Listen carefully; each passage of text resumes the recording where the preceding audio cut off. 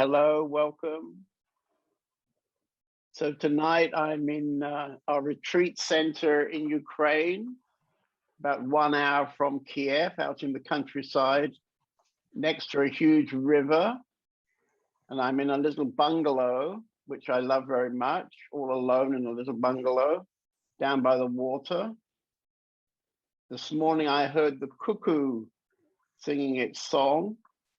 And in the night we have a nightingale singing. So it's very beautiful. And in the last week, we had 4 different groups of swans who came just for 1 or 2 nights on their journey to stay in our, we're in a kind of lagoon, beautiful, quiet lagoon. Probably you never thought of coming to Ukraine. I never thought to come here. I've been coming here now for probably 6 or 7 years. And if you ever get the chance, then come to a retreat here. It's very beautiful.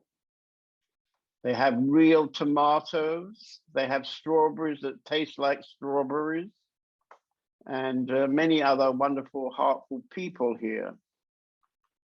So there's a PR for Ukraine. So let's start with a simple meditation. We're going to sit comfortably for about 10 minutes. And I'm asking you to close your eyes and to look inside.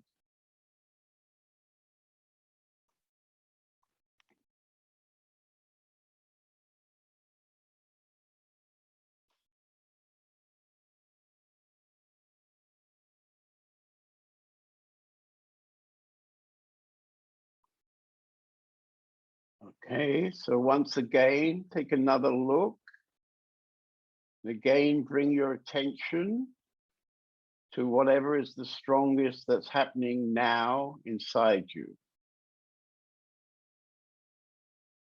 Maybe some thoughts, emotions, body sensation, or perhaps just silence.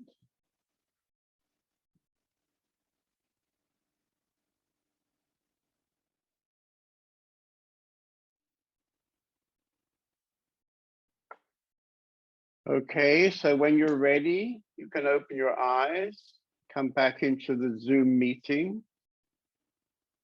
And I'm going to ask a few people if they would like to share what happened for them.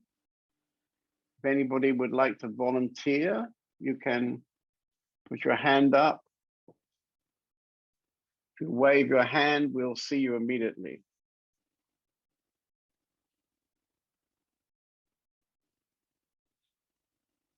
So I'm going to volunteer Philip. I think I didn't meet you before. Hello, John. Hello, hello. Is it the first time we met? Second time. Second time, okay, Yeah. Good.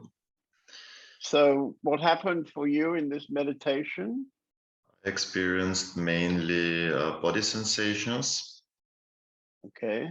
Some thoughts, and also some emotions, but mainly body sensations. Energy flowing through my body, sometimes tensed, sometimes loose. Okay, good, good. So I'm going to go fairly quickly because you may have noticed that tonight we have a pretty big crowd. It's kind of fun for me. So how about Una? I think I haven't met you before. Did we meet before? Hello. Hello. Namaste. It is my first time today. Okay. I had a contact with Om for I think a month ago or 2. Okay. Yes, we were speaking about visiting you also. I live in Munich. You live in Munich. Oh yeah, you can come and visit us. Yeah. Yeah, so it's about like 6 hours or something. Very nice, very lovely. I mean, if you really want to, we can give you a lift from Munich because somebody is driving to Austria in about 10 days, I think. on the way back, she can pick you up.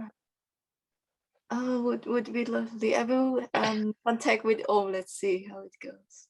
Okay, okay. So what happened to you in the meditation? In the beginning, it was some kind of resistance, and then some imaginary pictures, you know, not even true, like some cloud passing by. Okay. And when you said to look deeper, then I really look. You know, like I drop all the intention about inquiry. So I Okay. just look and I see some pain. Some pain. And I Okay. look and it actually comes from the place of some kind of purity behind it. Okay. You know, it comes from the place where the good intentions come from. Where is that? It's like behind. Okay. Well, maybe you talk to Om about that, or you can talk to me later about that. Yeah. Okay, very good. So, Stephanie, would you like to share something?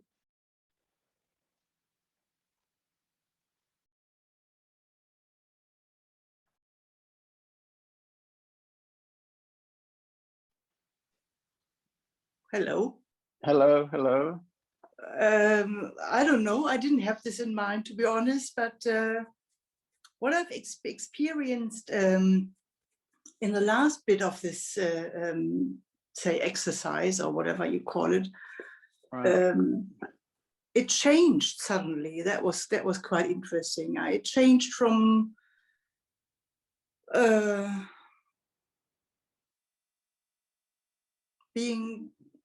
being tired, or I can't remember exactly what it was, but it changed into something very light and so out of the blue. That was a bit, that was quite a surprise and quite nice. Yeah. Nice surprise. Yes, yes. Yeah, one of the things that I've discovered is that, you know, these Zoom meetings are quite powerful because I'm sitting here in Ukraine. You're Yes. sitting, where are you sitting? In Hamburg.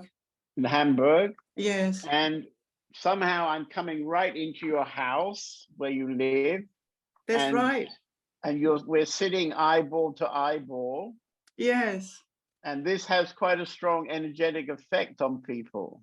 It does. It does. Yeah. Yes.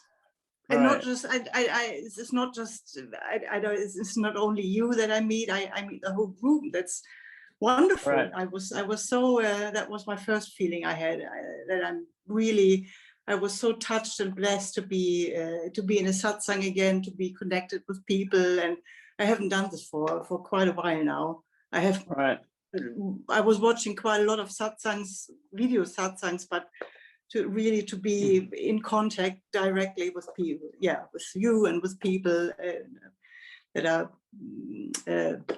it's another like-minded. It's kind of another dimension, I think. And it is, yes. And personally, I'm thanking the virus because I never used Zoom before, and it seems to be a wonderful way to communicate.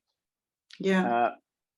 Wherever you are in the world, actually. I mean, somebody could be in Australia, and except they're in the middle of their night in Australia at the moment, but wherever you happen to be in the world, through the internet, we have this amazing opportunity to connect together.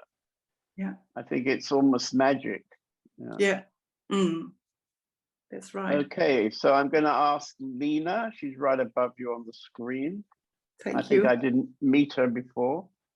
There'll be another chance later, by the way. I'm going to talk in a minute, and then after I've talked, I'll be inviting a dialogue or questions, something like that. So everybody can talk again later. It's just a quick hello to the new people, actually. Okay, Lena? Yes, hi. Hi. I felt a big sadness. Where are you sitting? In Germany, Yeah. Karlsruhe. Karlsruhe. Okay. Yeah. Nice Yes. place. Yeah. Yeah. And you felt sadness, did you? I always feel a big sadness when I meditate, yes. And a lot of pain. And a lot of pain. And have you, if you say always, have you got some idea what's always happening? I mean, why is it always painful and sad? Did somebody do horrible things to you when you were little? Yes. Yeah. Okay. Okay. So, I mean, one of the things that's beautiful about satsang is that, you know, almost everybody had some kind of horrible things. So I'm in Ukraine at the moment, and in Ukraine, they had a lot of years under the Soviet government. And today, for example, there was a man who had been traumatized by his daily life in the Soviet times. So his father was a gymnast. So every day after school, this young boy had to go to the gym and practice to be a gymnast. And his father was very keen that he should become a champion. You know, he should win the Olympic gold medal or something like this. So he had all enormous pressure every day to be a gymnast. And in those days, in the Soviet times, they had many special techniques, you know, where they would put the person into muscle pain, you know, to make their legs spread wider or whatever it Как бы в те was. времена Yeah. в Советском Союзе они разные техники из So this is a kind of subtle torture, you know. So this man, of course, has a lot of anger and a lot of sadness inside.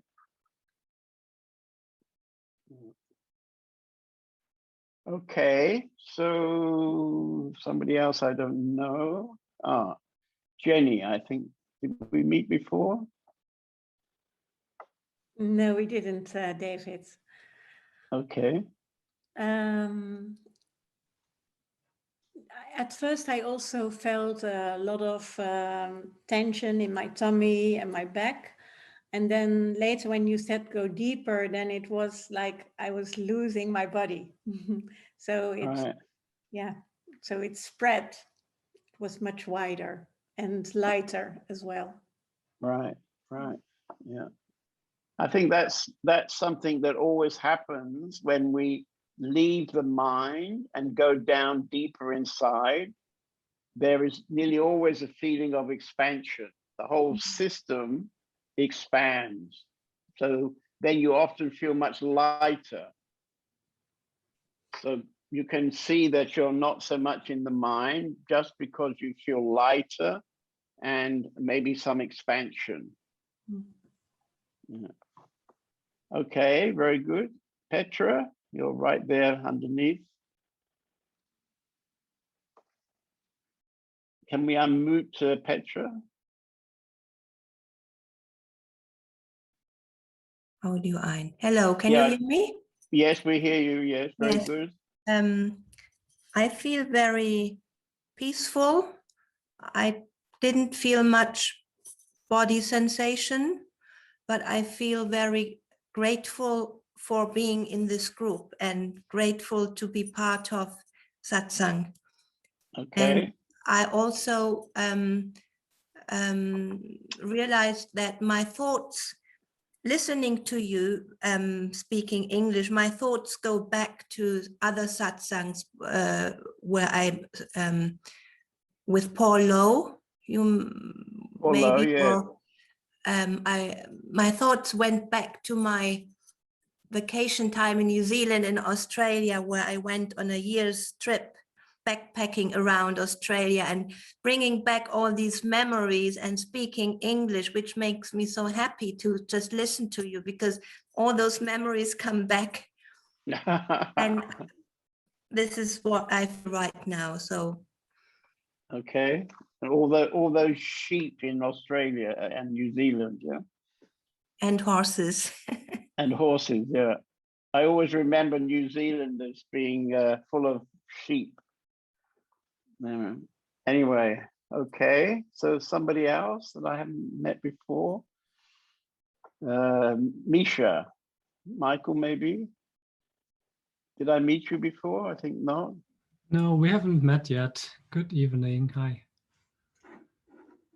Where So, I've lost you for a moment. So yeah, many people tonight. I keep losing people. maybe do you Maybe see I'll me again? find you again. Yeah, yeah. Actually, I don't know. I don't find you. Where did you? Hmm, Oh, I've lost him. Where? Oh, there you are. Yeah, you got a refrigerator behind you. So yeah. okay. Maybe it looks like this. Yeah. So, yeah, first I experienced my heartbeat, and it got stronger and stronger the more I was focusing on it. And what was funny, I experienced some sound which was like a water drop dropping into a bucket or into the sea. I don't know, Okay. maybe it's because I ate too much this evening, so maybe it came from this, but my heartbeat was very loud. And then later, as you told us to go deeper, I had the idea of like diving deep when I breathe out every time. And it felt like floating to the ground of an ocean, and I got the body feeling of some tension or pressure, but in a nice way. It felt a little bit warm and like being hugged, something like Good. this. Okay. Okay. Very good. So, is there anybody else that I don't know? Ah, Radha. I think I know Radha. She looks a bit different tonight. Anybody else who I don't know that I've missed? I think I've got everybody.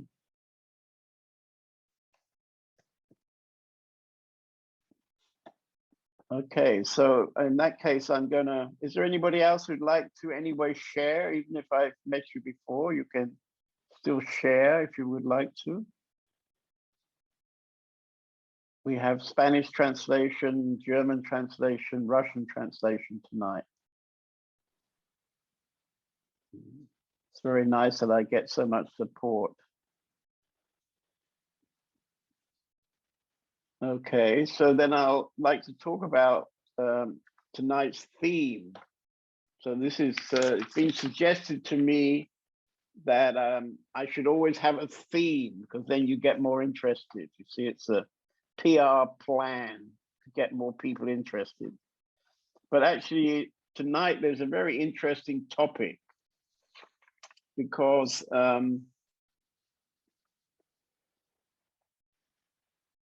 it's like now in the world we have the internet, and on the internet you can discover more or less probably 80% of the available spiritual teachers in the world. Because any teacher who is positively looking to meet people probably puts up some videos on YouTube or has a website. So if you make a little bit of effort sitting at home, you can meet many, many teachers, many teachers. And depending on what attracts you, you probably find a group of teachers who interest you more than maybe some other group of teachers. So this is a great way to begin. When I started out many years ago, there was no possibility of anything like that. And basically, I didn't really know how to start a spiritual life. So in my case, existence took me on a journey to Japan.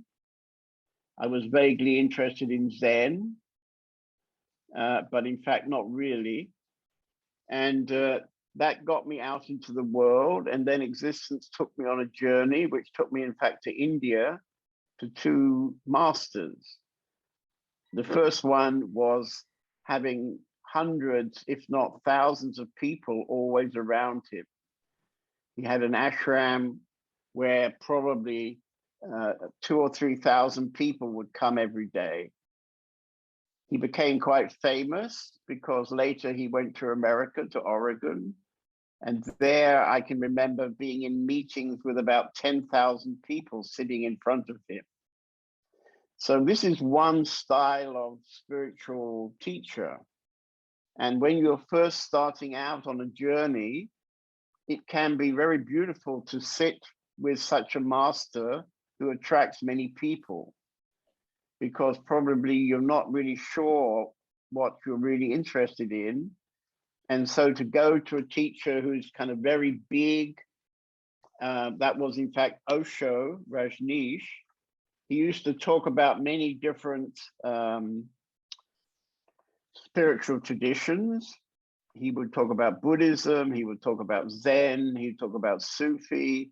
So this was a wonderful teaching, and I didn't know anything. I was like a learner driver. I never tried to drive the car before. So it was very good to have a teacher who was teaching many different possibilities. So I got lots of spiritual knowledge. And sitting with 2,000 other people, there's a very strong energy, and this supports you in the kind of, how can I say, it gives you a kind of belief that this guy knows what he's talking about. Because if you just meet one or two, if there's only one or two people sitting with the master, then if you're really a beginner, then it's not so easy. You don't really know, who is this guy? You know, what is he telling me? And so on. So I was very fortunate in going to a kind of great master, and I stayed with him for many years and learned many things. But then later, when I had acquired some kind of inner ability, I found myself going to a master who wasn't really very known. He was already about 80 years old, and there were only a few people sitting with him. By the time I got to him, there was probably 50 people every day sitting with him.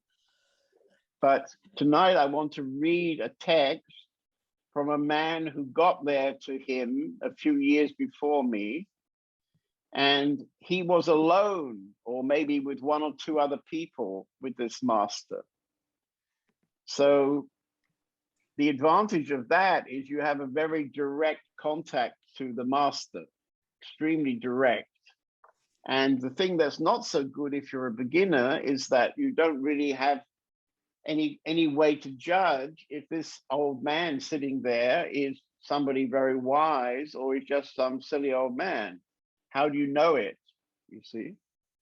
But if you've already done the first steps, and then you come to somebody like Punjaji, or we used to call him Papaji.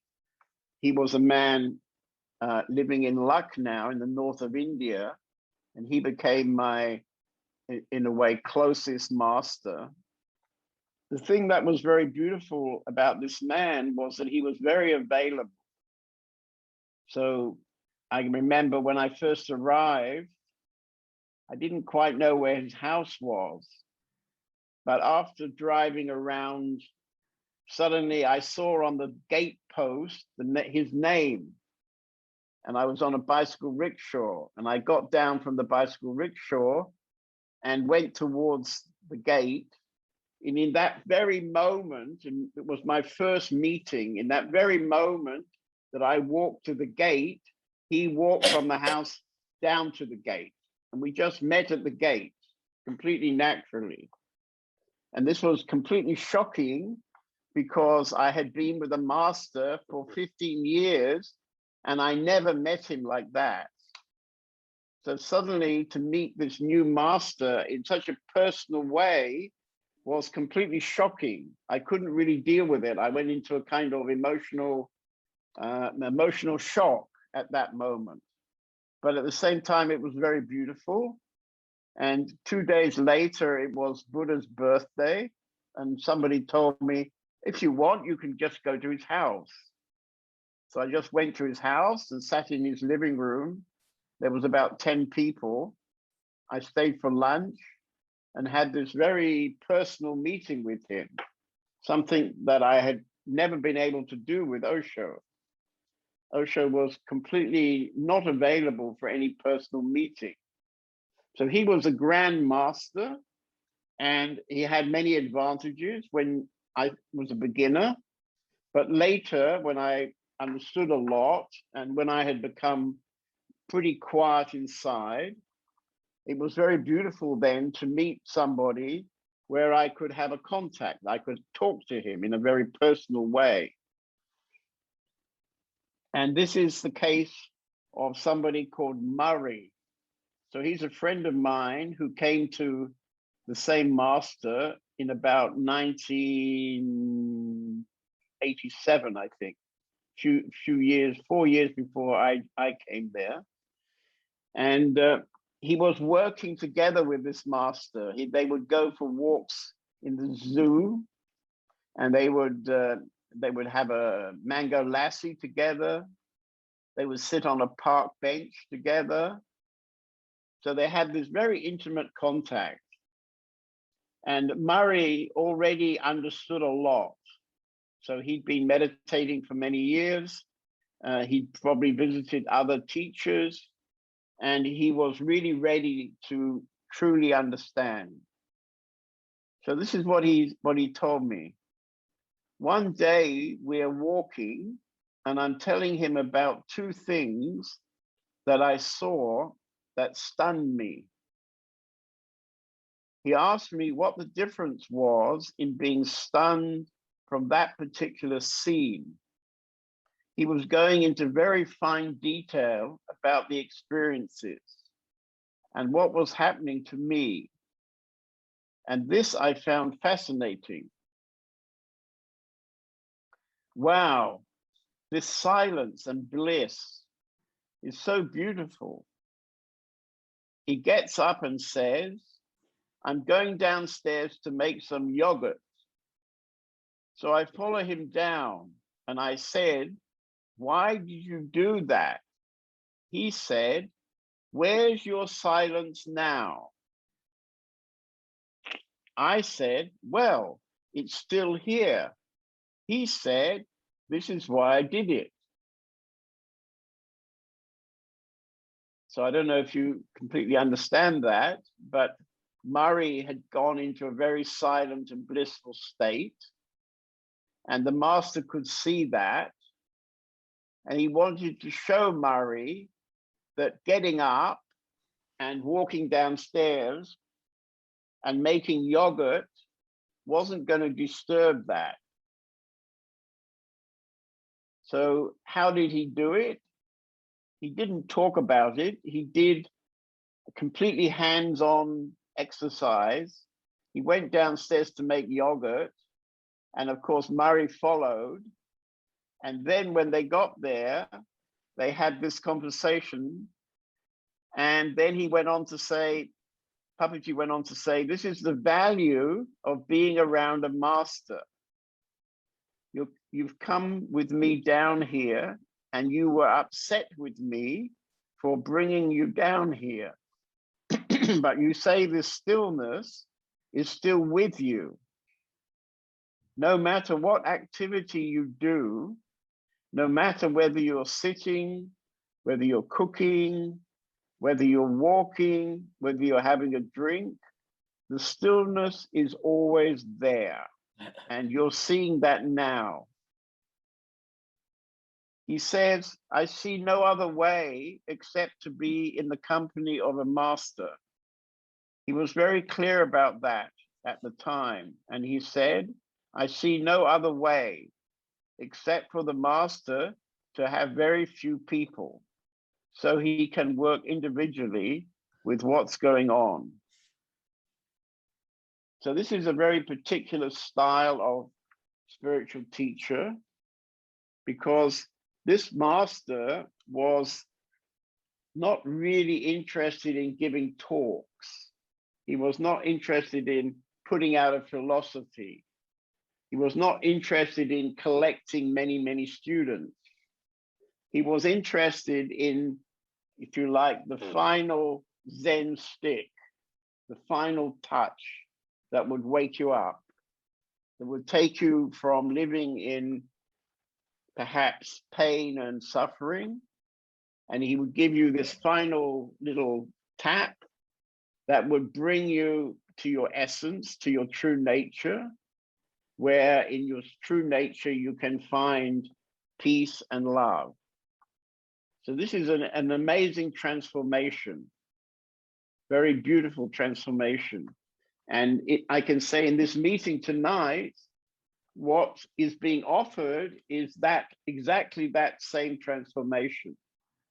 So for example, as I said before, I'm now here in the countryside outside Kiev. We have a beautiful hotel and retreat center here, and I have 20 people. So it's very small, it's a very small retreat. And I've been working with half of those people for many years. So I know them extremely well.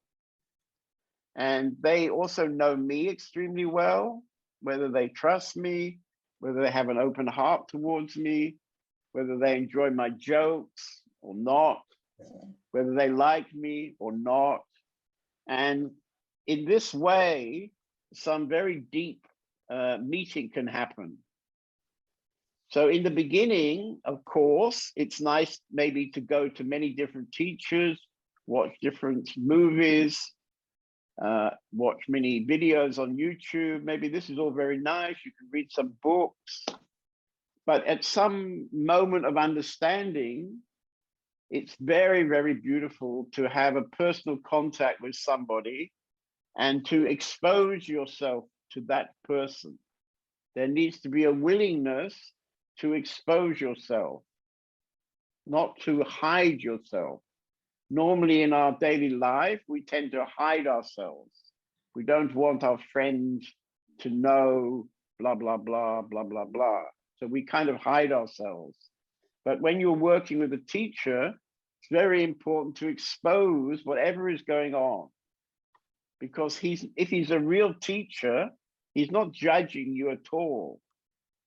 There's no judgment. What's happening is that he's taking what you tell him as a kind of evidence. Then he can start a kind of detective work. He can try a few things. So this is a very beautiful moment when Papaji saw that Murray had become very quiet. He'd gone deep inside. His eyes were probably shining, and maybe they spent already a few days together. And every day, the teacher could experience that Murray was gradually becoming quieter and quieter. Then he suddenly had fallen into a beautiful stillness inside. And so then Papaji decided, okay, I test him. I make a test. And also I want to show him something very important.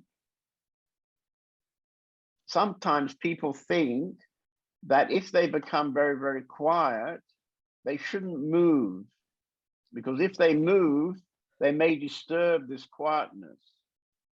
If they stand up and walk about, they might disturb the stillness inside. And yes, it can be possible. But if you really come deep inside, nothing can really disturb you. So Papaji wanted to show this to Murray. So he didn't say, Murray, blah, blah, blah. He just said, I'm going to go and make yogurt. So he went downstairs to make yogurt, and Murray, of course, followed him. Murray was probably a bit pissed off that he was being disturbed. He felt he was being disturbed. He didn't have any interest in making yogurt. He was feeling more blissful than he'd ever felt in his life. The last thing he wanted was to make yogurt. And when he got downstairs, Papaji gave him a teaching, completely personal teaching.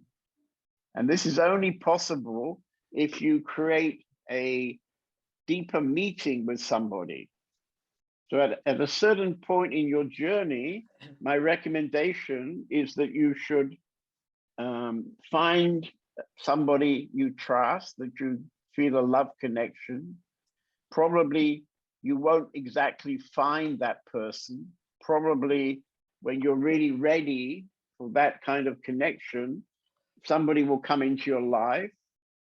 You may not particularly like that person. Liking is not maybe so important, but it's very important to feel a deep heart connection, deep trust towards that person, that in that person's presence, you feel a silence that you don't feel normally in your life.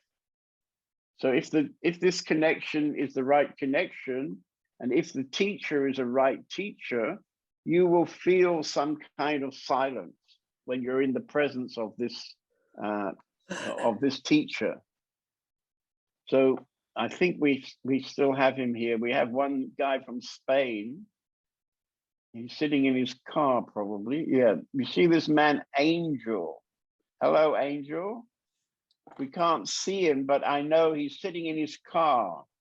He always meets me sitting in his car. Maybe he'll put the light on. Can you put the light on, Angel, so we can see you? Probably he can't manage that. So he has this very beautiful connection with me. And whenever we meet on Zoom, he very quickly becomes absolutely silent. And probably now he's so much silent, he can't make the effort to put the light on.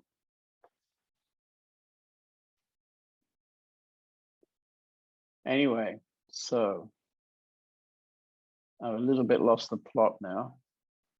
So I guess I've probably made enough of an introduction.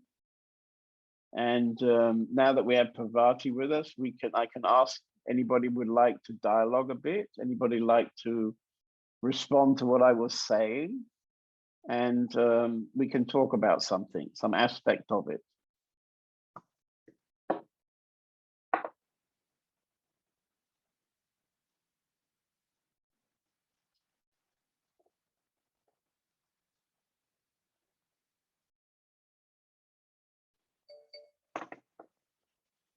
So if you'd like to talk, you can just wave your hand. And then Owen will unmute you, or maybe it's Deanne now, I'm unmuting.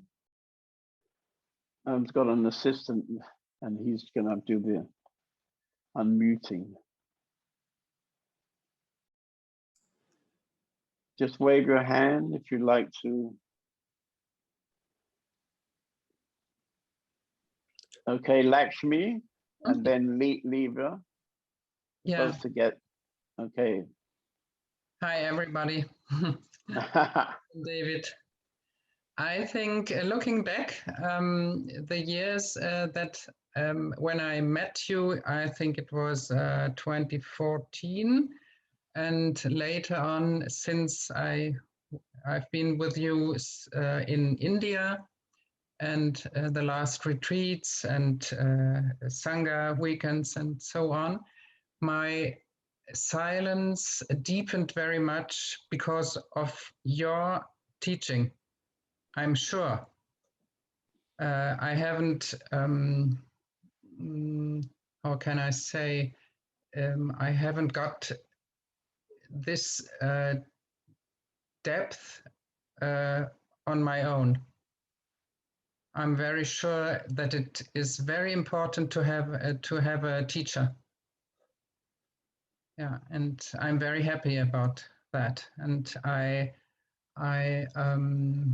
have my silence with me, not every moment, not every day, but it's like my bottom or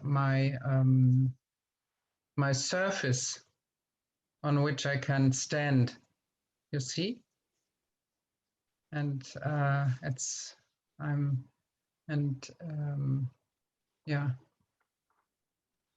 And yeah, I mean, it's a little bit subtle, of course, because in one way, it's probably true that through your connection with me, you were able to go deeper. Mm-hmm. But at the same time, it's your effort, it's your priority. You know, you kept coming. You know, you met me You met me quite a long time ago, and in the beginning, I didn't see you for maybe 2 years. Then you came to India, and then since that time, about what, 2 years, another 2 years, 3 years, you become more and more close. Yeah. So now you're always the first one to talk in these Zoom meetings. You see? Yeah. So, and it's just natural that you want to talk first because you want to make sure we have a chat. Yeah. Because every time we have a chat, you get a little kind of booster. Is that right? Yeah. Yeah. So this is one of my functions, you know, is to be a kind of booster station.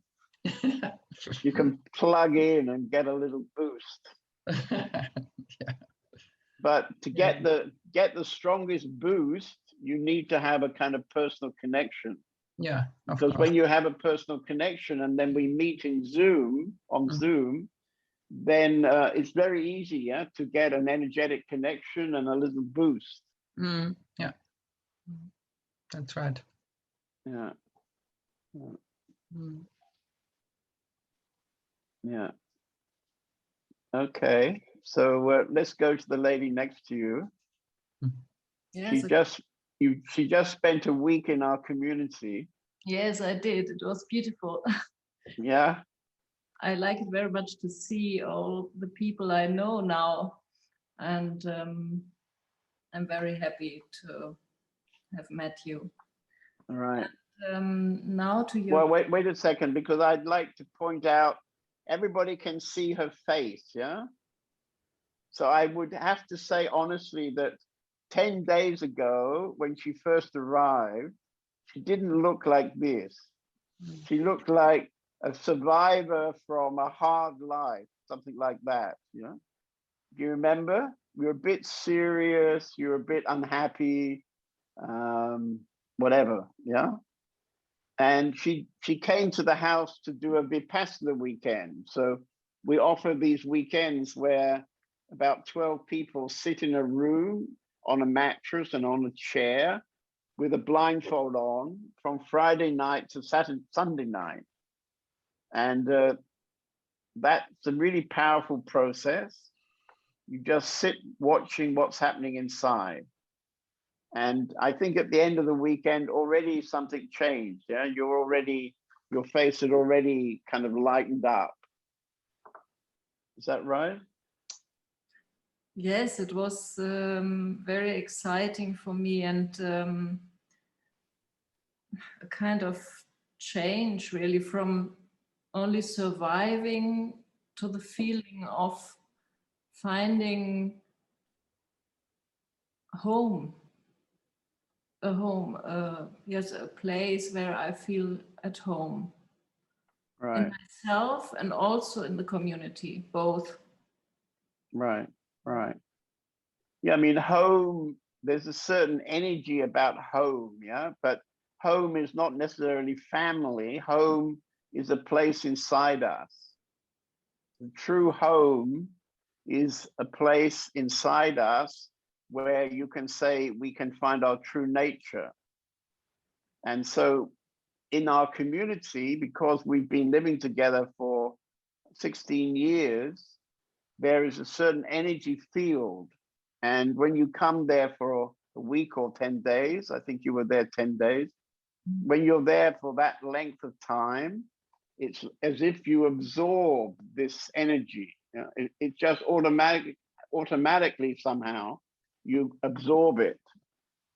Yes. And then your own home and the home of the community people, it kind of meets.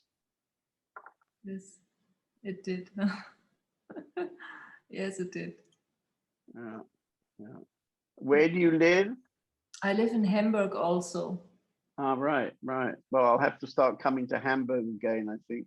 Yeah, you should.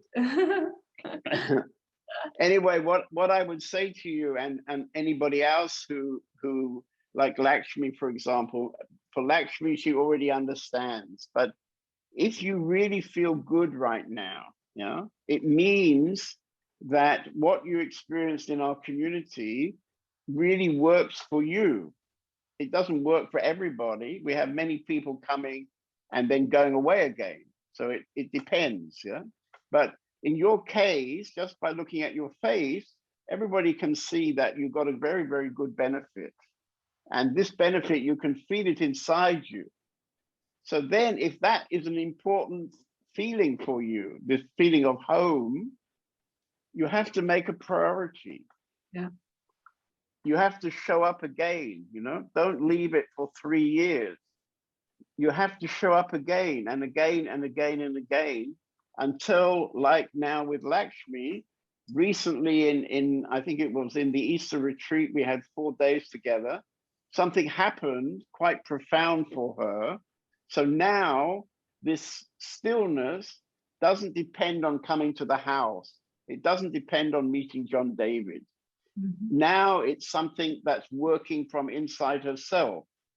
And she's put something like 3 or 4 years into that priority, to get that priority. We have to be realistic that we're not trying to find something that we understand in the mind. Something has to shift inside us. There has to be an energetic shift. And right now you're in that shift, yeah? Yes, I think it's my priority since a few years, really, but it has never been so close to myself than this week in Hittorf, and with all you guys. Right, right. And now I want to come back and I want to feel how it is to work here. And as it is like you said, it's like surviving here. And I always come back to this energy of surviving. And I bring myself in situations of surviving here in Hamburg. And that was completely gone when I was with the community. I don't know how, but it was not there. Yeah.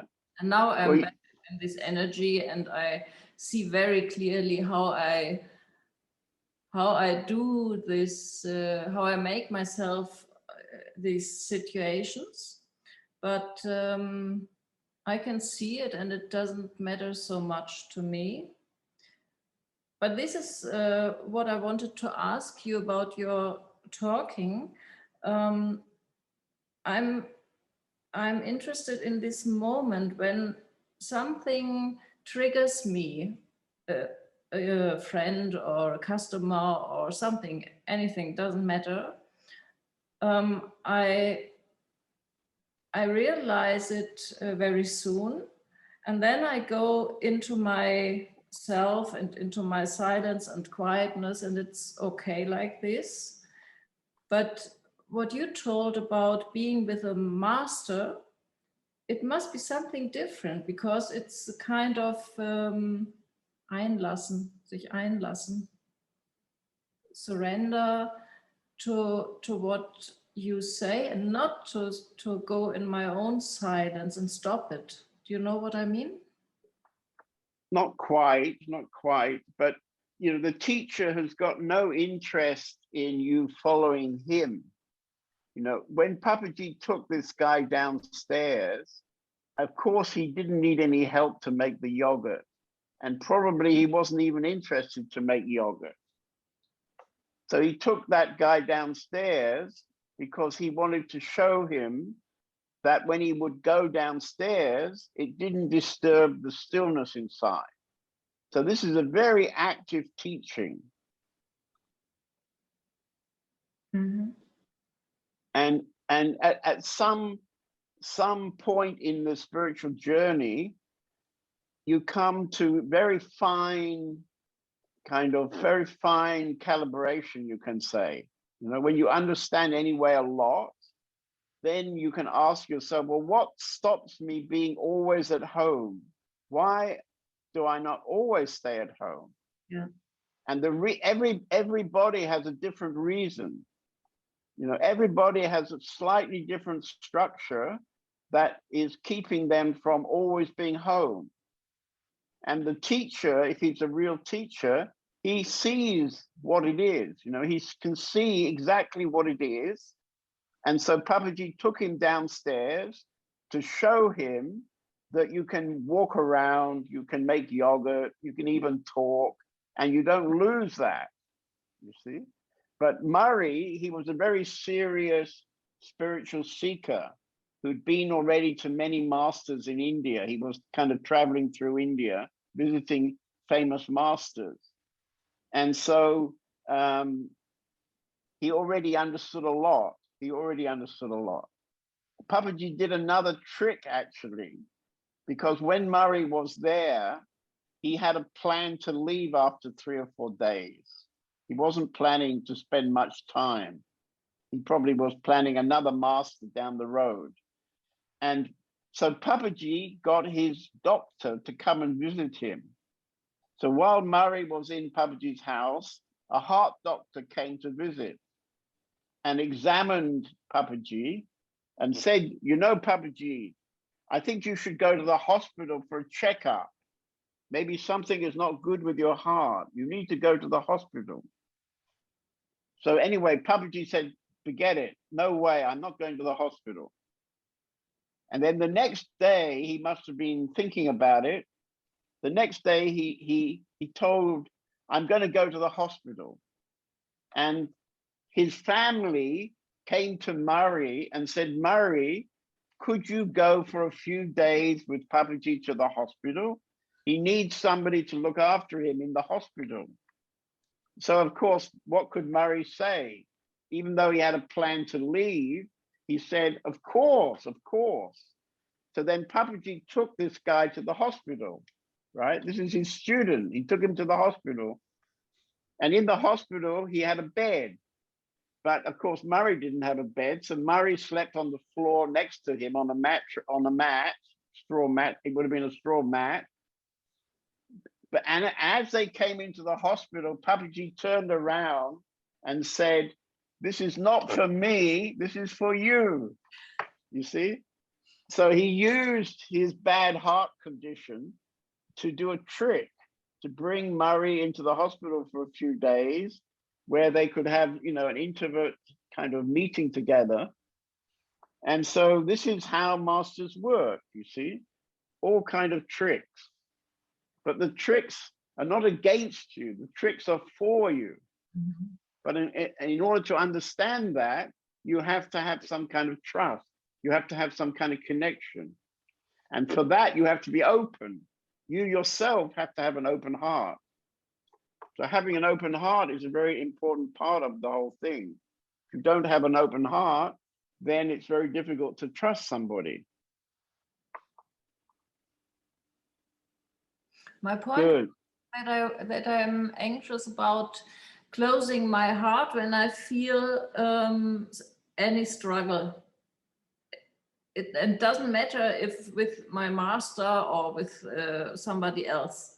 Then I'm frightened about closing my heart at that moment.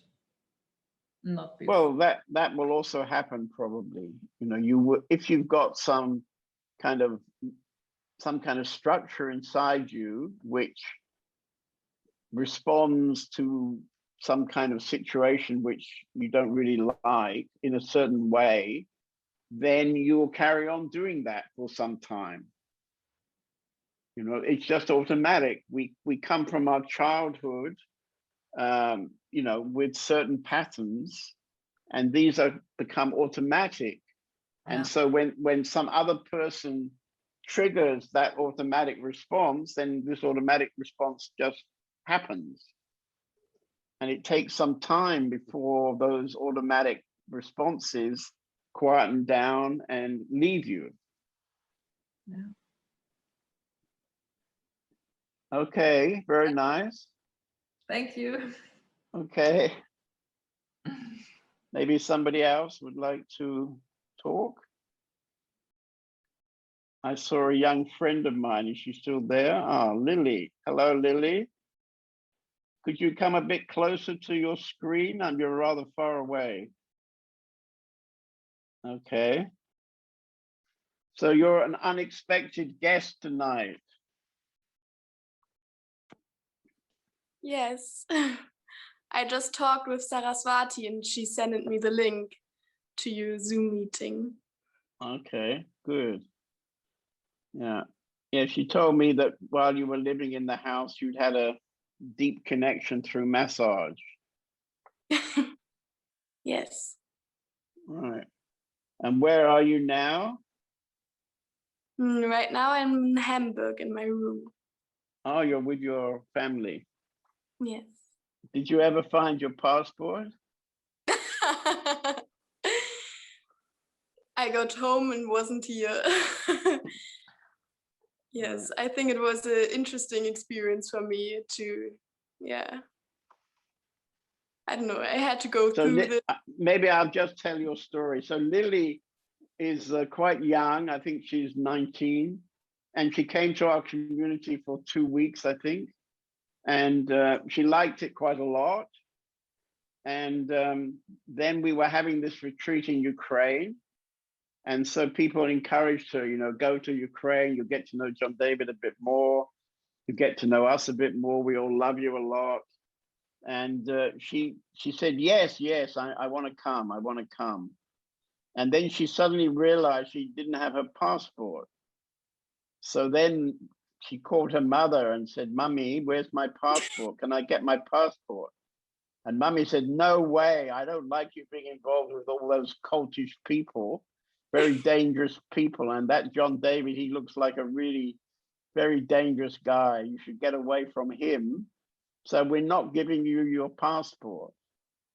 It was something like that, yeah? So now she's still in Hamburg trying to get her passport, and we're all having a great time in Ukraine. Beautiful spring weather. This morning I heard the cuckoo. You know what a cuckoo is? It's a very particular bird that makes this sound, you know, cuckoo, cuckoo.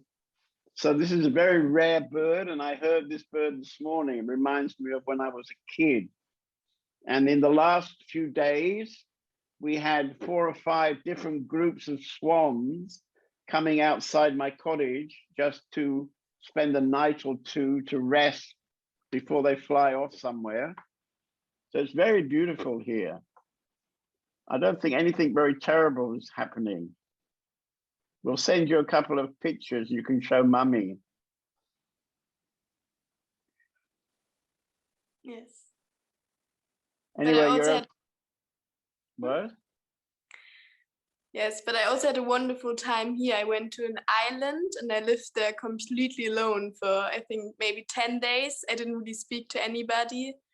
And I also experienced a really deep silence. And I realized I don't really need my passport. I no more need the passport to let my parents go, and they have to let me go. And now, yeah, like it's funny because normally I take it with me and then I didn't got it, but then it was also not here. So it was more this, it showed this, you know, my parents didn't want to let me free and I couldn't really let them free. And then I was in this struggle, but it was good. It brought us also closer and farther away from this unhealthy connection. I hope so, like me. But you still don't have your passport. No. So I have some advice for you, you know, because many years ago when I was with Papaji, there came a young Russian woman, a bit older than you probably, but not much older, pretty young woman. And she arrived in Lucknow to meet Papaji. She couldn't speak any English, only Russian. And she came from Siberia. And in Siberia, she lived just with her mother. And she's very psychic woman, very spiritual woman.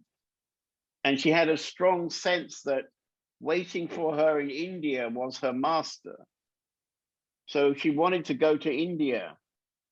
And she told her mother, you know, I want to go to India, Mom. But of course, she was living just with her mother. So for her mother, it was really not really what she wanted at all.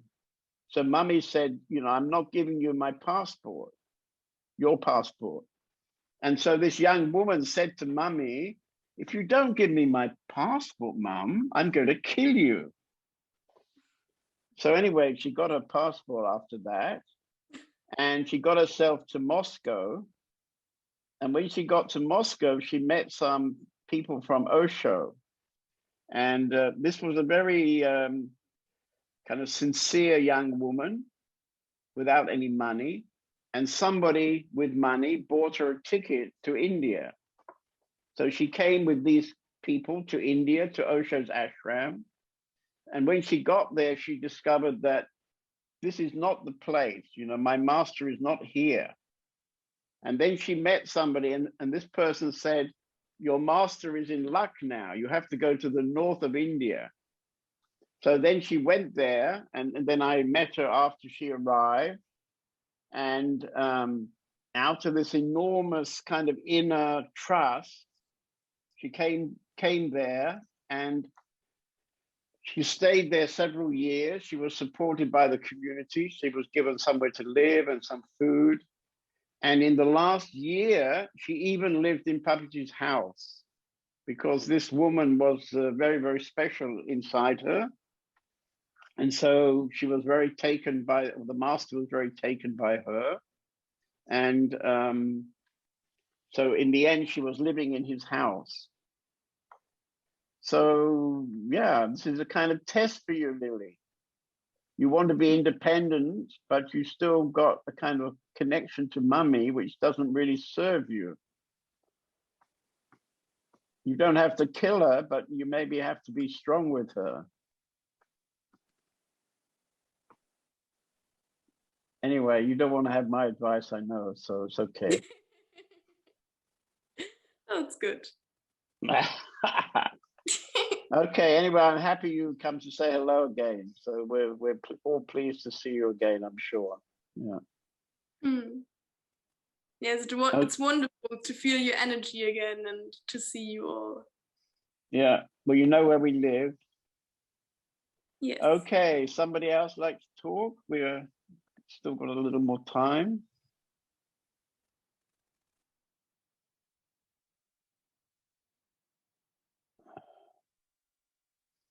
Kate, somehow tonight is your subject.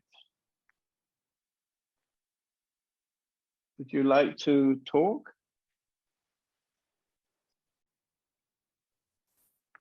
Kate is wearing a red top.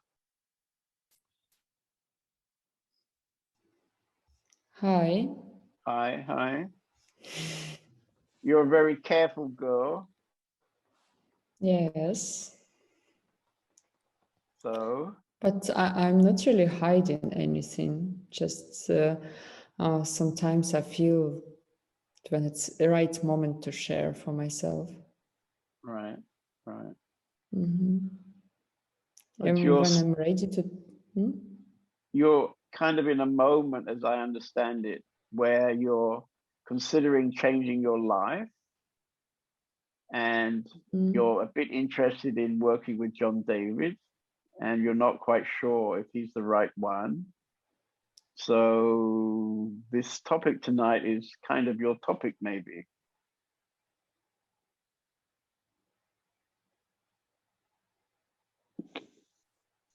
No? I'm sorry, my connection was interrupted. I just hardly could hear you. Ah, okay, okay. Okay, so we'll leave you then in that case. Somebody else who can hear me?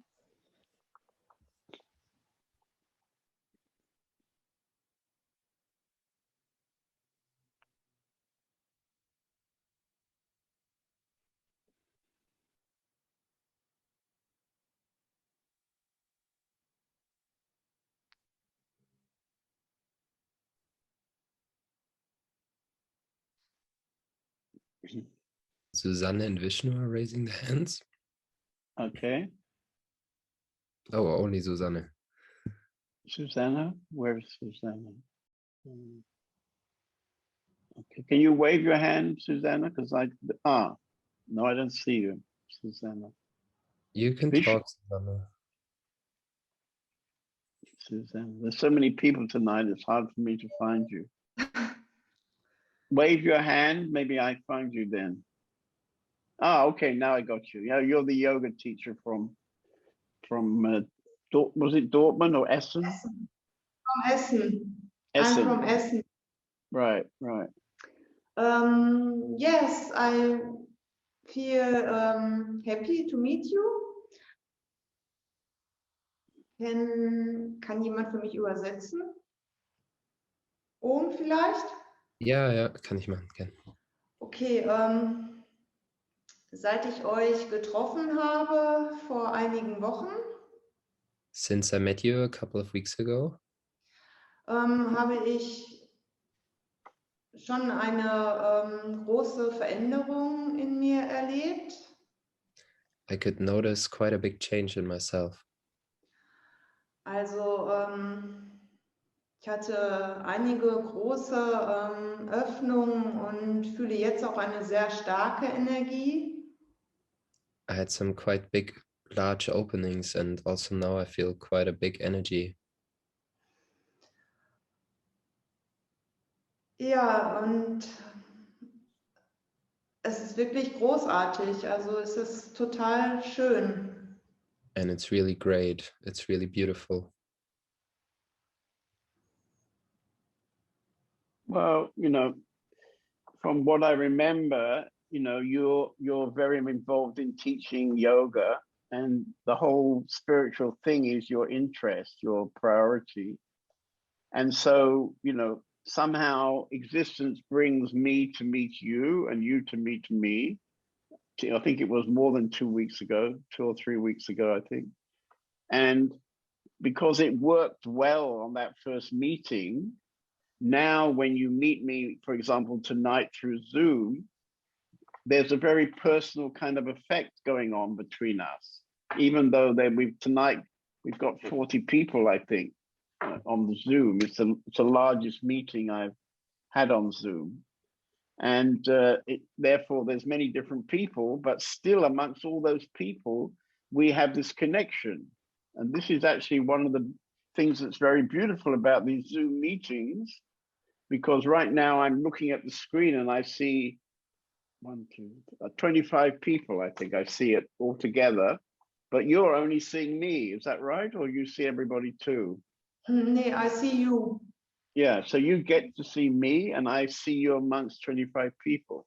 And so something energetic can happen.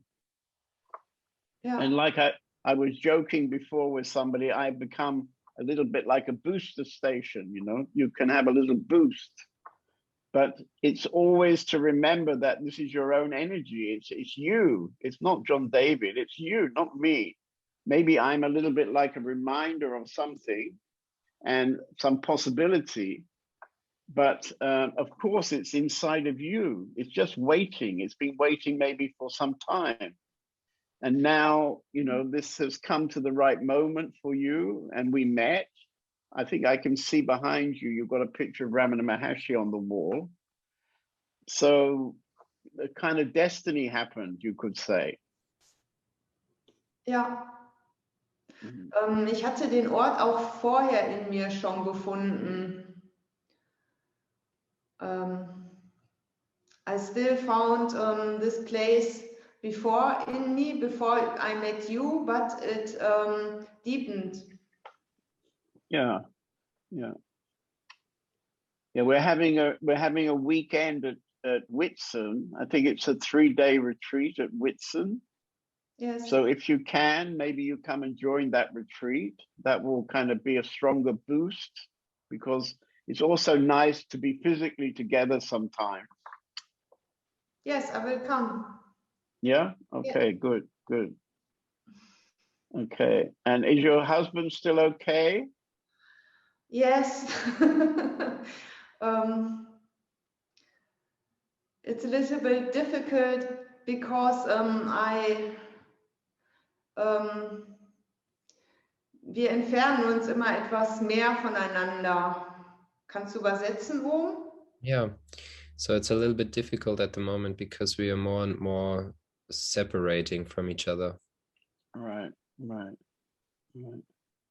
Well, this may in fact happen, maybe it will happen, because it's not easy to be in a relationship with somebody who's not interested in going with you. I mean, if he can walk with you, then I think you would stay together. But if you've got a strong priority and you've been waiting in a way for many years, perhaps you had children and so on, you've done the whole family marriage thing, then yeah, you may be able to stay friends, but maybe you won't be so intensely together anymore. Yes. He isn't interested in my things. Right. He says no and stop. I mean, if he supports you, then it's not so much of an issue. But sometimes in relationship, when one of the partners gets more in a priority, then the other partner gets in the kind of resistance and starts saying, no, it's not okay. I want to go on holiday or something, then it's not so easy, actually. Yes. So if you could bring him along with you, that would be the best thing. We will see. Yeah. Sometimes, but I'm happy. Sorry? But I'm happy to see you, and sometimes I'm sad and depressed, but Okay. And sometimes husbands say no, no, no, no, and then they suddenly say yes. So don't give up so quickly. Er sagt, er mag mich ja auch dafür, aber er kann halt nichts, er versteht es nicht. He's saying he also likes me for it, but he just doesn't understand it. Right. Well, maybe when you start changing in a good way and he sees it's a good way, then he can then come with you, he can do more than just say, okay, he can actually come with you when he sees, the changes happening inside you. So you shouldn't give up. You don't know yet. It could go any way. Okay. Okay, somebody else like to come through on the Zoom? Hello? Vishnu? Just wanted to say hi. Vishnu is my most dedicated student. I don't know about that. I think he's never missed even one Zoom meeting. He's the 100% always there.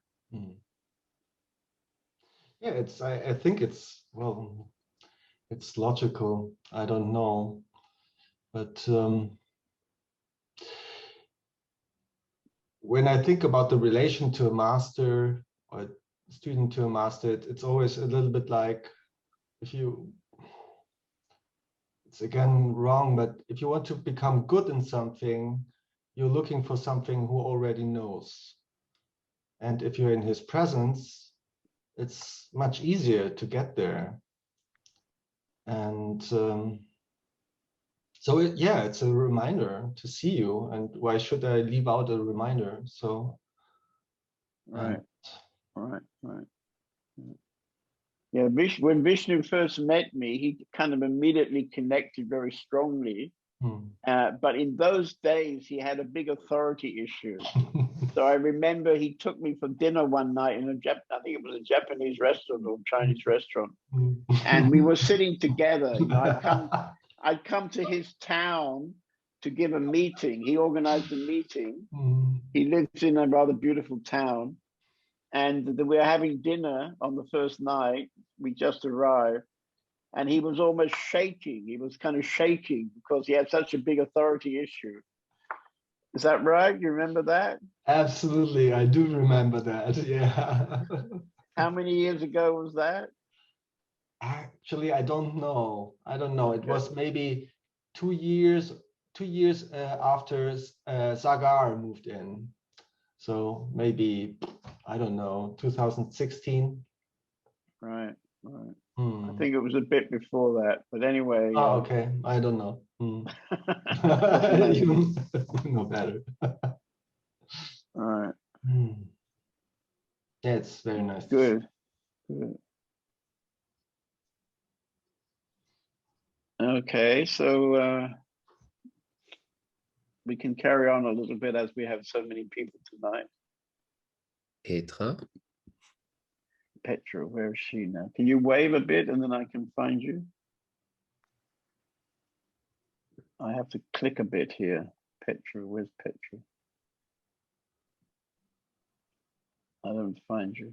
Yes. Oh, I see. Okay, she's sitting in the sky, clouds behind her. You mentioned stillness, and Yeah. I would just like to know what exactly do you mean by stillness? Well, I think I mean that if you stay quiet, just being silent, and you look inside, and if you gradually allow yourself to go deeper inside, you can, if you like, leave the power of the mind behind after some time. It depends on your state of meditation.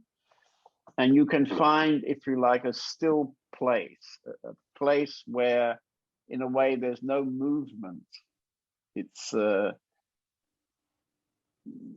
yeah, I think that's basically my idea.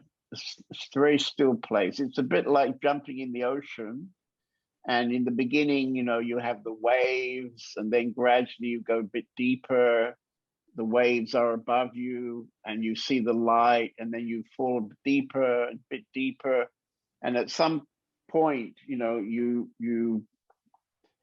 just in a place in the ocean where you're in a way one with the ocean, you can say. So it's like a total feeling of nothing is really moving. I mean, my understanding is that when you come to that place, the way you can know you've come to that place is that usually there's a very strong feeling of expansion.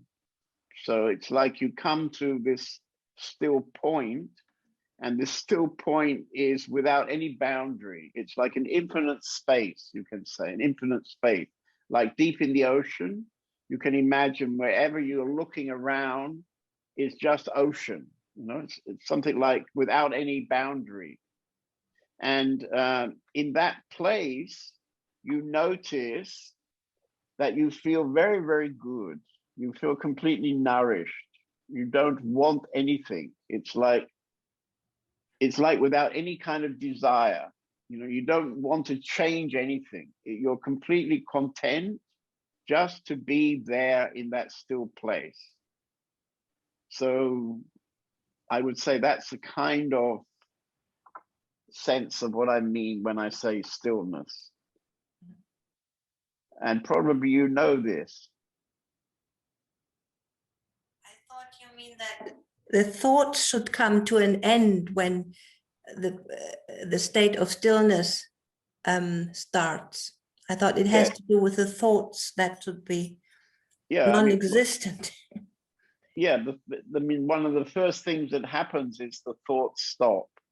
But it's more than just being without thoughts. It's also falling deeper inside to a place where, as I say, you have this sense of a huge space. You're in a huge space, like you're deep in the ocean. And wherever you look, if you're turning around, wherever you look, there's no boundary. It's a place without boundary. So it's more than just no thought, no mind, you can say. It's more than no mind. But it's all words, of course. Maybe the Buddhists would talk about no mind. So everybody explains it in a slightly different way.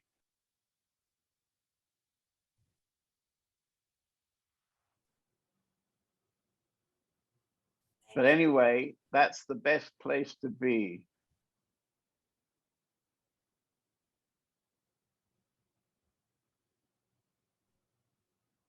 It's actually a bit interesting because when you come to this still place, which is also emptiness, in the beginning, you realize there's nothing happening. You know, it's like without movement, you can say, without movement. and without any desire to change anything. So there's no desire for movement. It's just a wonderful feeling of peace. But then what I've noticed is that people who have this quality of being very still, they also get some kind of response of creativity. It's like out of that place of stillness comes some kind of movement and some kind of expression, maybe singing, maybe playing an instrument, maybe painting, maybe dancing. Some kind of creativity seems to come out of this place where there's no movement.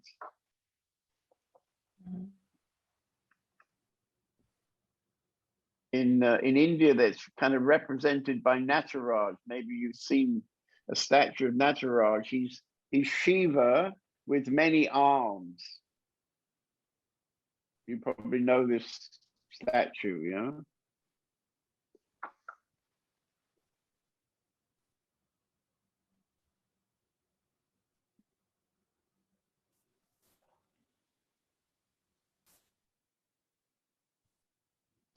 Okay, anybody else? I think we're going to finish in a couple of minutes.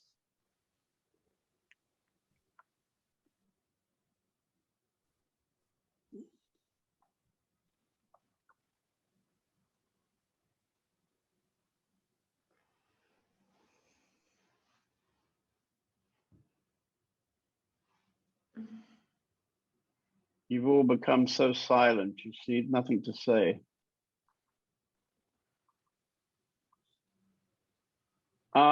A little publicity, some publicity, PR time as we're going to finish. Because we have many new people tonight, I would just like to mention that we have 2 books. I've put together 2 books. And for people who are just starting, I can suggest the book called The Great Misunderstanding. We have it in Spanish, we have it in Russian, we have it in German and English. The Great Misunderstanding. And then if you're a bit more advanced, we brought another book recently called The Pointless Joy of Freedom. This is a very beautiful book because it contains the biography of 30 great classic and 1 or 2 recent masters. So you can get this, you get 30 pages of bio of really amazing teachers and masters. And you get many quotes from these masters. And you also get John David to respond to these quotations. It's a very, very lovely book. So yeah, so I can suggest that. We have it all, that it's also in Russian and German, not yet in Spanish. And also I'd like to say, for those of you who are members of Amazon Prime, many of our films are available on Amazon Prime. If you look up my name, you'll find, I think about 5 films that we've made are on Amazon Prime. And recently we put the full length of 2 of our films up on YouTube. So you can find what we used to call The Great Misunderstanding. It's called Spiritual Community, Awaken Now. You can watch the whole film on YouTube. And we've also just this week put up another film about Ramana Maharshi called Arunachala Shiva. It's a beautiful film we made about 10 years ago about Ramana Maharshi and his teachings. So I can recommend those 2 films on YouTube. And if you have Amazon Prime, you can find about 5 films. Okay, so thank you. Thank you.